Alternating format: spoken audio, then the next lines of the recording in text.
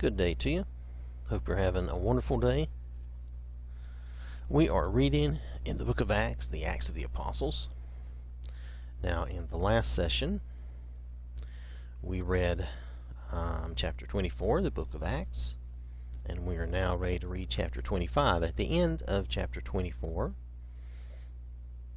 Felix had kept Paul in prison, trying to do the Jews a favor. He had kept Paul in prison for a couple of years, and he was being replaced by Festus. Now, also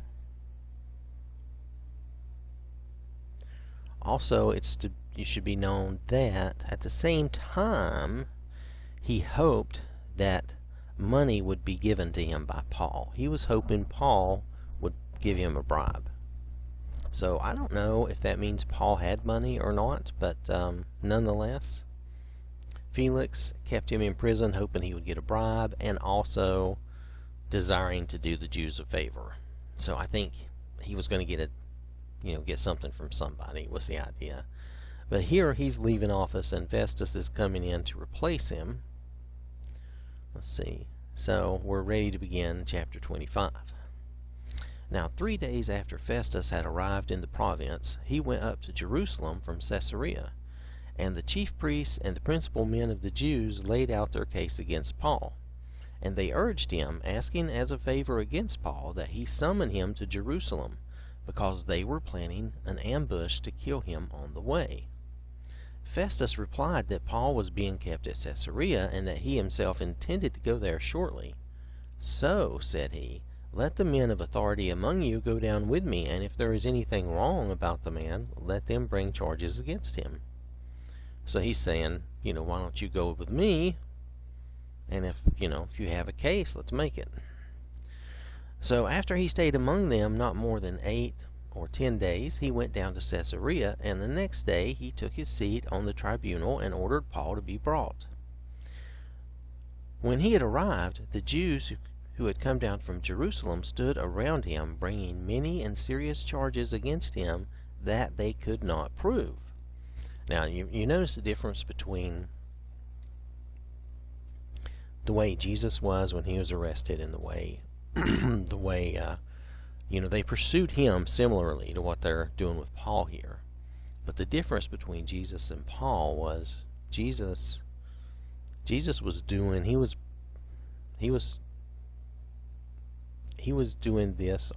going through that on purpose. He knew that was his mission, that's what he was going to do, that he was going to be arrested and wrongfully accused and wrongfully killed. He knew that. Basically murder. Basically he was going to be murdered, and he knew that because this is what they had planned and hoped and tried to do to him. Now the difference is Jesus was doing that. It was part of his mission, part of his goal. That was to save all of us. He did that for all of us. Well, Paul is showing us how we should be. It's not that we should be, terribly angry and say and do wrong things and rail against people or anything. No, not at all. But he fought them legally and intelligently. He brought up his rights as a Roman citizen. He did not just let them drag him off and put him away or kill him, though they did put him away. And all this happened really wrongfully, okay? And these people could have gotten into serious trouble because he was a Roman citizen. But he as he went through the court system, he did try to fight for his innocence and get himself out of the situation, okay? And that's what we should do. We shouldn't just let someone accuse us and drag us off and get rid of us. While we do want to follow Jesus' example, and we don't want to rail against people and just be all up in arms and out of sorts and be saying mean or awful things or acting incorrectly and not being like a Christian, we do want to put up a defense for ourselves and try to save ourselves, as Paul was trying to do. because in this case, he's extremely wrongly being, jailed and accused of these things. So, if you compare the two, they're similar. Paul's journey through the court system and his accusations, and Jesus' journey through that same system. They're similar, but they're not exactly the same, because Jesus was a very unique case. And while we should follow his example in that we should not, act unchristian or unkind, we should still defend ourselves with the truth and be honest and assert our rights as a citizen and as a person. Okay, so that's probably long enough. And just as we read through this, just think of that, kind of make that comparison in your mind as we go through this, because that was something I've done as I've read through this, and it makes you think a little differently about things. Because a lot of times we want to follow Jesus' example exactly, but then when you come to things like this, it's not really right that you should be accused and then maybe imprisoned or fined or whatever unjustly. You should try to defend yourself. Admittedly, you may lose anyway, even though you're in the right, and if that happens, it happens. You just deal with it, but still, you should at least try to defend yourself. Alright, so let me continue. So, I'm going to start back at verse 7 again. When he had arrived, the Jews who had come down, now that's Festus, when Festus arrived in Caesarea, the Jews who had come down from Jerusalem stood around him, bringing many and serious charges against him.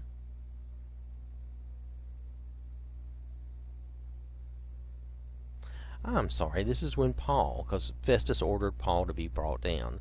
So when he had arrived, when Paul had arrived, the Jews who had come down from Jerusalem stood around him, bringing many and serious charges against him that they could not prove.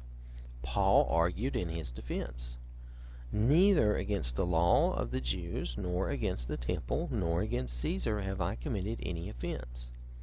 But Festus, wishing to do the Jews a favor, said to Paul, "Do you wish to go up to Jerusalem and there be tried on these charges before me?" But Paul said, "I am standing before Caesar's tribunal where I ought to be tried." He knew if he went to Jerusalem, that was going to be bad for him. They were going to basically do a kangaroo court and kill him and get rid of him. He may have even known through the Spirit about the ambush, that they were plotting to do an ambush to kill him, so he would never even get to court. Anyway, to the Jews, I have done no wrong, as you yourselves know very well. If then I am a wrongdoer and have committed anything for which I deserve to die, I do not seek to escape death. But if there is nothing to their charges against me, no one can give me up to them. I appeal to Caesar. So see, Festus had kind of put Paul in a bad situation, because he was offering to take or send Paul to Jerusalem to be tried, and Paul knew that was not right. And he said, "No, I should be tried here in this court where we are." And then he reminds him, you yourselves know that I've not done anything wrong, and if I am a wrongdoer and I've committed any crime deserving of death, then go ahead and kill me. I'm not trying to get out of that.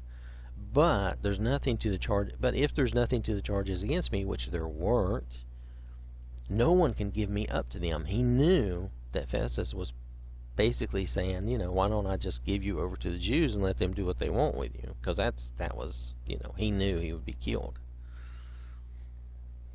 So, because Festus was putting him in this bad spot, Paul then says, well, I appeal to Caesar, because he didn't want to be turned over or given up to the Jews. Now, this changed things for Festus. A Roman citizen can appeal to Caesar. So let's read on.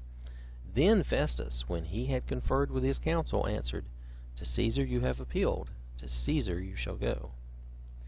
Now when some days had passed, Agrippa the king and Bernice arrived at Caesarea and greeted Festus. And as they stayed there many days, Festus laid Paul's case before the king, saying, There is a man left prisoner by Felix, and when I was at Jerusalem, the chief priests and the elders of the Jews laid out their case against him, asking for a sentence of condemnation against him. I answered them that it was not the custom of the Romans to give up anyone before the accused met the accusers face to face and had opportunity to make his defense concerning the charge laid against him. So when they came together here, I made no delay, but on the next day took my seat on the tribunal and ordered the man brought to be brought. When the accusers stood up, they brought no charge in his case of such evils as I supposed. Rather, they had certain points of dispute with him about their own religion, and about a certain Jesus who was dead, but whom Paul asserted to be alive. Being at a loss how to investigate these questions, I asked whether he wanted to go to Jerusalem and be tried there regarding them. This is not strictly true, because Festus is not awful, but Festus himself is not, without some blame here, offering to send Paul to Jerusalem when he knows really he should have cleared him right there. Anyway, so this is what Festus is telling them, though. But when Paul had appealed to be kept in custody for the decision of the emperor, I ordered him to be held until I could send him to Caesar. Then Agrippa said to Festus, I would like to hear the man myself. Tomorrow, said he, you will hear him. Tomorrow, said he, you will hear him. So on the next day, Agrippa and Bernice came with great pomp, and they entered the audience hall with the military tribunes and the prominent men of the city. Now they were making like a big ceremony out of this. They were making a big deal out of this, because they came with great pomp, meaning, big ceremonial flash, or however you want to think of it, Pardon me, I'm just a little dry. But anyway, so then at the command of Festus, Paul was brought in, and Festus said, King Agrippa, and all who are present with us, you see this man about whom the whole Jewish people petitioned me, both in Jerusalem and here, shouting that he ought not to live any longer. But I found that he had done nothing deserving death, and as he himself appealed to the emperor, I decided to go ahead and send him. But I have nothing definite to write to my lord about him. Therefore I brought him before you all, and especially before you, King Agrippa, so that after we have examined him, I may have something to write.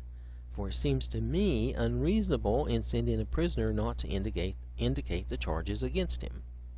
So the whole problem for Festus now was that he had no charges for Paul, because he had heard their case and he knew he had no charges. Now see, when he had heard their case and knew they had no valid charge, instead of trying to get Paul to go to Jerusalem to be tried, which that was not going to be a real trial, as a matter of fact, the plan was that he would be killed on the way. But instead of doing the right thing and what he was supposed to do, he put Paul in that position where Paul's like, well, I have to appeal to Caesar then, because I'm not going to Jerusalem to be tried, because he knew that was wrong. So, Festus here had a chance to do the right thing several times, but he didn't.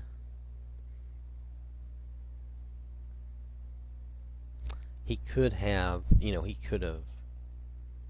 let Paul go. He could have just, said there are no valid charges and went on. But he did not. But here again, see, Festus was wishing to do the Jews a favor. Now, why was he wishing to do the Jews a favor? Something doesn't sound right there. It's almost like Felix, and possibly Festus too, was getting something from the Jews that made him want to do this favor for them, even though he knew it was wrong. And then the way he spins it to Agrippa and Bernice, and I was trying to figure out who Bernice is. I guess Bernice was supposed to be his I don't know. It doesn't say. Anyway, so we'll let that alone. But anyway, so, and then he kind of spins it to Agrippa and Bernice like like he's innocent, and I don't know what charge to put on him. He's in a bind now. He's got himself in a bind because he didn't do the right thing when he should have, and he tried to pressure Paul into, going to Jerusalem. So now he's in a bind that he needs charges, and he doesn't have any charges. He has no reason to send him to Caesar. If you send somebody to Caesar, you better have a reason. You can't just falsely send somebody to Caesar and waste Caesar's time. Caesar is liable to send somebody down to take your head off. It's a serious thing. So he's trying to find some sort of charge. He needs something to indicate a charge. Anyway, this is kind of a cliffhanger. This ends here. So now Paul is going to talk to, he's going to put his defense up before Agrippa and Bernice in the next chapter, and I've probably gone on long enough, but I think it's important to notice that Paul is defending himself in a correct manner and in a legal way. He's not doing anything wrong, and here these people are still doing the wrong thing for the wrong reasons. I think the Jews are somehow Festus is getting something from the Jews that made him want to send Paul down, and Festus is not aware of the plan to kill Paul, probably, or if he is, he doesn't care. But he doesn't care enough about his position and doing the right thing to just do the right thing. So then Paul appeals to Caesar to get himself out of trouble because he knows he's a Roman citizen. And at that point, Festus is like, now I need something to say about him. I need a charge. And he doesn't have one, and he knows it. So it puts him in a bad light. Nonetheless, in the next chapter, we will hear Paul.